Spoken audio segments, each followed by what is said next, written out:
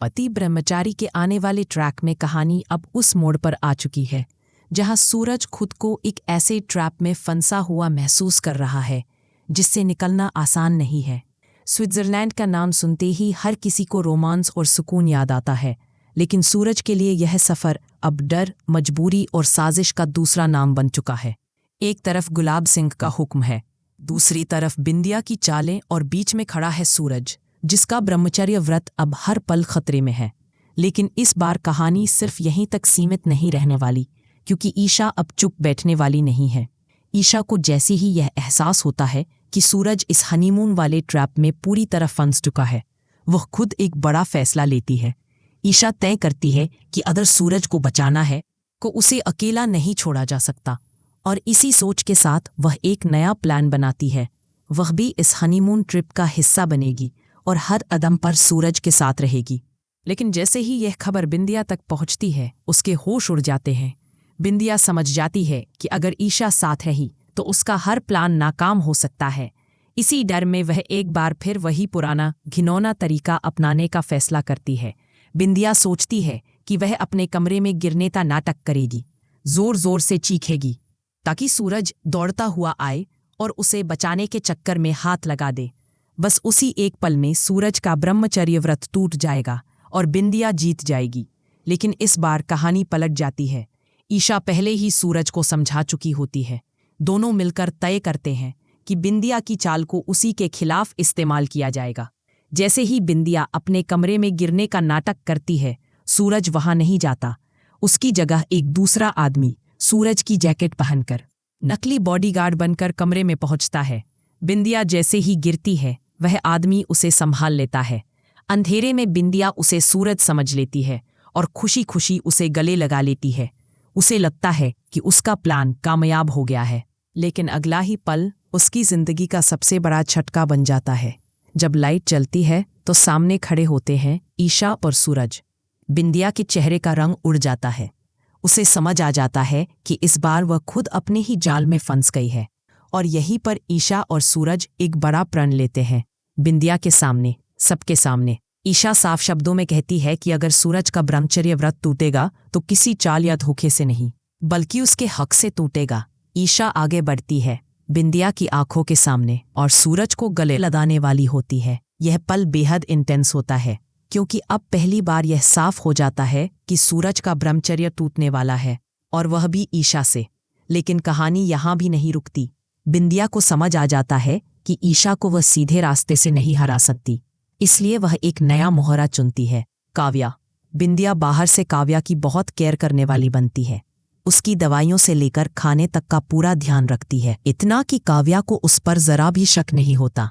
लेकिन अंदर ही अंदर बिंदिया काव्या को इस कदर परेशान करती है कि उसकी तबीयत बिगड़ने लगती है। धीरे धीरे हालात ऐसे बनते हैं कि सारा इल्जाम काव्या के पति आरव पर आने लगता है। ऐसा दिखाया जाता है जैसे आरव ही उसे परेशान कर रहा हो। काव्या की हालत दिन ब दिन खराब होती जाती है, और जब हालात पूरी तरह बिगड़ जाते हैं तो बिंदिया सारा दोष ईशा के सिर मढ़ देती है।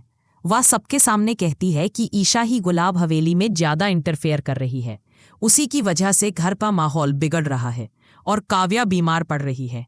इसका असर सीधे सूरज और ईशा के रिश्ते पर पड़ता है। एक बार फिर उनके बीच दूरियां आने लगती है। शक, गलतफहमियां और दबाव उनके रिश्ते को तोड़ने की कगार पर ले आते हैं। लेकिन इस बार ईशा टूटती नहीं है। वह हालात को बहुत समझदारी से संभालने का फैसला करती है। बिंदिया के आखिरी शब्द हवा में तैरते रह जाते हैं जब ईशा शांत लेकिन मजबूत आवाज में कहती है, आज मैं खुद अपने पति का ब्रह्मचर्य तोड़ूंगी। ईशा वहीं खड़ी रहती है। उसकी आंखों में गुस्सा भी है, दर्द भी और डर भी।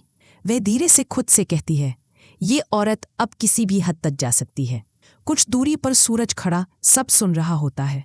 उसके चेहरे पर साफ झलकता है कि अब ये नौकरी सिर्फ नौकरी नहीं रही, रात का सीन होता है। सूरज छत पर अकेला बैठा होता है, उसके हाथ में वही बॉडीगार्ड वाला आईडी कार्ड। वह खुद से कहता है, एक तरफ बाऊजी का हुक्म, दूसरी तरफ ईशा का भरोसा, और बीच में बिंदिया की गंदी चाल। उसी वक्त ईशा वहां आ जाती है। कुछ पल दोनों खामोश रहते हैं। फिर ईशा कहती है, तुम जानते हो सूरज, बिंदिया स्विट्जरलैंड इसलिए नहीं ले जाना चाहती कि उसे सुरक्षा चाहिए। वह वहां तुम्हें पूरी तरह अपने कंट्रोल में करना चाहती है। सूरज गंभीर होकर जवाब देता है, जानता हूं और इसलिए मैं वहां जाऊंगा भी, लेकिन बॉडीगार्ड बनकर नहीं। ईशा चौंक जाती है। सूरज आगे कहता है, अब शिकार वही बनेगी जो खुद को शिकारी समझ रही है। अगली सुबह गुलाब सिंह पैकिंग कर रहा होता है। बिंदिया बेहद खुश होती है। वह मन ही मन सोचती है, अब स्विट्जरलैंड में ना ईशा होगी ना कोई रोक टोक, सिर्फ मैं और मेरा सूरज। तभी एक नौकर आकर कहता है, मालिक सूरज आपसे मिलना चाहता है। गुलाब सिंह मुस्कुराता है। सूरज पूरे आत्मविश्वास के साथ सामने आता है और कहता है, बाऊजी, मैं स्विट्जरलैंड चलने को तैयार हूं, लेकिन एक शर्त पर। बिंदिया की मुस्कान गायब हो जाती है। गुलाब सिंह पूछता है, कैसी शर्त सूरज? सूरज साफ शब्दों में कहता है, मैं सिर्फ बॉडीगार्ड रहूंगा, ना किसी का निजी नौकर, ना किसी का खिलौना, और मेरी ड्यूटी के नियम वही रहेंगे जो ईशा ने तय किए थे। बिंदिया भड़क जाती है। तेज आवाज में कहती है, ये सब क्या नाटक है सूरज? सूरज उसे सीधी नजर से देखकर कहता है, नाटक तो अब तक हो रहा था, अब असली खेल शुरू होगा। रात को बिंदिया आईने के सामने खड़ी होती है। गुस्से में बड़बड़ाती है, ठीक है सूरज, अगर तू सीधे रास्ते से मेरा नहीं हुआ तो मैं ऐसा खेल खेलूंगी कि ईशा खुद तुझे मेरे पास लेकर आएगी। वह किसी को फोन करती है, स्विट्जरलैंड की सारी तैयारियां मेरे हिसाब से चाहिए, और हाँ, ईशा के लिए भी एक खास सरप्राइज तैयार रखना। उधर ईशा मंदिर में दीपक जलाती है, हाथ जोड़कर प्रार्थना करती है, हे भगवान, सूरज को सही रास्ता दिखाना और बिंदिया की सच्चाई सबके सामने लाना। कैमरा कट होता है। दूर खड़ा सूरज सब देख रहा होता है। उसके चेहरे पर दृढ़ निश्चय है। वह मन ही मन कहता है, यह लड़ाई अब सिर्फ मेरी नहीं, हम सबकी है। अब देखना यह होगा, क्या बिंदिया सूरज को स्विट्जरलैंड लेकर जा पाएगी, या इस बार उसकी हर चाल उसी पर भारी पड़ेगी।